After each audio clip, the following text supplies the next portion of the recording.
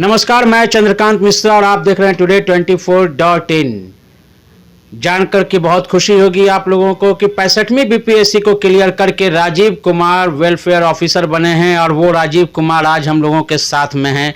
राजीव कुमार से हम लोग बात करेंगे कि आने वाले बच्चों को वो किस तरह से बताएंगे कि वो क्या कर सकते हैं, कैसे मेहनत करें कि बीपीएससी उनका क्लिक करो। पहले तो सर स्वागत है आपको हमारे इस चैनल में। धन्यवाद। क्या कहेंगे बीपीएससी के बारे में? पहले ये बताएं कि आपका क्या सपना था, यूपीएससी था, बीपीएससी था, क्या था? हाँ, सपना तो सबका यूपीएससी होता है। तो इसके लिए मैं 2014 में यूपीएससी का इंटरव्यू दिया हूँ और 2011 के बीटेक करने के बाद 2011 से मैं तैयारी में लगा हुआ था।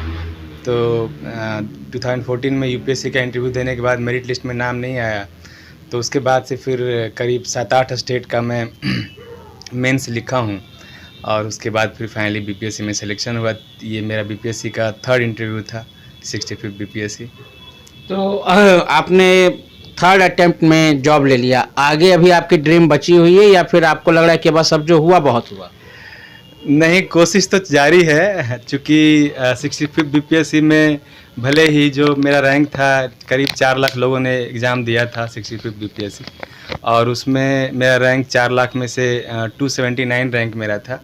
उसके बावजूद मुझे अपने मन मुताबिक पोस्ट नहीं मिला।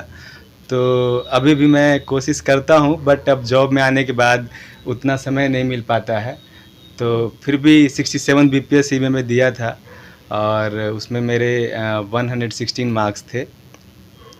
तो कोशिश कर रहा हूँ, शायद ये लास्ट बीपीएससी में दूंगा 67 बीपीएससी। डीएसपी बनने के लिए मैं कोशिश कर रहा हूँ। डीएसपी बनने की कोशिश कर रहे हैं, चलिए उम्मीद है कि ज़रूर आप करें।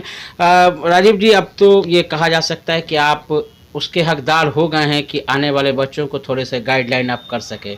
बहुत सारे बच्चे जो बिहार के गांव से आते हैं निकल करके वो बीपीएससी करना चाहते हैं और यहाँ आकर के वो एक तरह से किस मोह पास में पड़ जाते हैं कि उनको खुद भी पता नहीं चलता है कि वो कब ठगे जा चुके हैं। या तो इंस्टीट्यूट की बात की जाए या फिर फैकल्टी की बात की जाए, कभी उचित फैकल्टी नहीं मिलता, कभी उचित कोचिंग नहीं मिल पाता है। तो ऐसे बच्चों को तैयारी करने से पहले क्या करना चाहिए? सबसे पहले तो जो है बच्चों को मैं कहूँगा कि जैसे हमारे प्रधानमंत्री जो हमेशा कुछ क्रोनिकल यूज़ करते हैं, तो उसी तरह से इनके बच्चों के लिए एक होता है 3D। तो 3D का मतलब है डिसिप्लिन, डिटर्मिनेशन, डेडिकेशन। तो ये 3D तो ज़रूर होना चाहिए सभी बच्चों में। और ये मान के चलना चाहिए कि जो है बीपीएससी यूपीएससी काफ़ी कठिन एग्ज़ाम है, तो आपको केवल सपने नहीं देखना चाहिए बल्कि उस हिसाब से मेहनत भी करना पड़ेगा। तो बिल्कुल एक इनर मोटिवेशन और फोकस्ड स्टडी के साथ मेंटली प्रिपेयर होकर के जब पढ़ाई करेंगे तो सफलता पाने में देर हो सकती है, बट आप ऐसा नहीं है कि आप असफल हमेशा होंगे, कभी ना कभी सफलता ज़रूर मिलेगी। एक सवाल और यहाँ पे हम आपसे ज़रूर करना चाहेंगे कि कई बच्चों के घर से उस तरह से बैकअप नहीं मिल पाता है, इकोनॉमिकल कंडीशन की मैं बात कर रहा हूँ।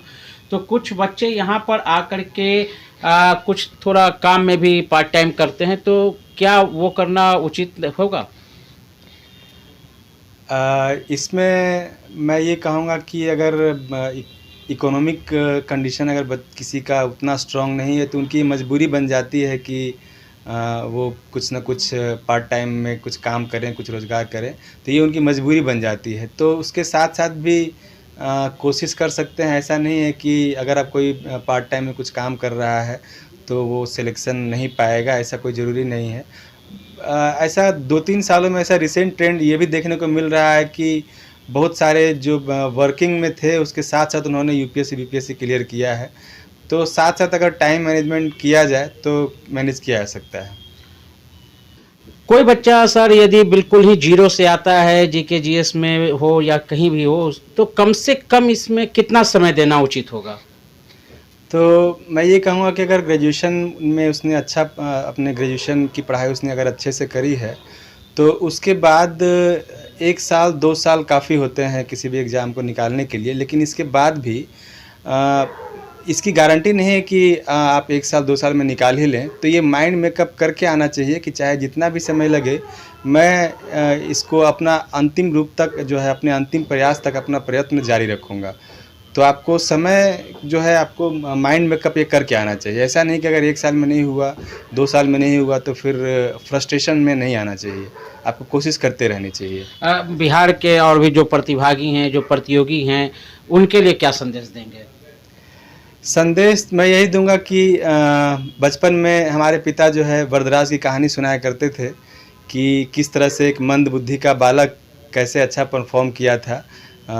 जैसे जो था कि करत करत अभ्यास ते जड़मति होत सुजान, रसरी आवत जात ते सिल पर परत निशान। तो जिस तरह से पत्थर जैसी कड़ी चीज़ पे रस्सी जैसा कोमल वस्तु जो है अगर बार बार प्रयास करके उसको घिस उस पर निशान बना सकता है, तो इसी तरह से हर व्यक्ति में ये काबिलियत होती है कि वो अगर लगातार कोशिश जारी रखे तो वो अपने मंजिल को पा सकता है। और ख़ास करके अभी के टाइम में जो 67 बीपीएससी में जितना कट ऑफ बढ़ा है, इसके बाद जो बच्चों में जो निराशा आ गई है, उन बच्चों के लिए मैं एक संदेश ज़रूर दूंगा कि कोई भी चीज़ आपको आसानी से नहीं मिलती है। जैसे कि एक और कविता है कि डुबकियाँ सिंधु में गोताखोर लगाता है, जा जा कर खाली हाथ लौटाता है, मिलते न सहज ही मोती पानी में, बढ़ता दूना उत्साह इसी हैरानी में। जब उसको अंदर जा कर के मोती नहीं मिलता तो उसके बाद उसका उत्साह और दुगना बढ़ जाता है। तो मैं ये कहूँगा कि आपको जो है इस तरह से जब भी आप असफल हों तो आप उसको एक पॉजिटिव तरह से देखते हुए आपका उत्साह और डबल हो जाना चाहिए। और इस तरह से जब आप तैयारी करेंगे, अपनी असफलताओं से सीख कर जब आप आगे बढ़ेंगे तो सफलता आपको ज़रूर मिलेगी। चलिए, आपने इतना समय दिया सर, बहुत बहुत धन्यवाद। तो आपने देखा कि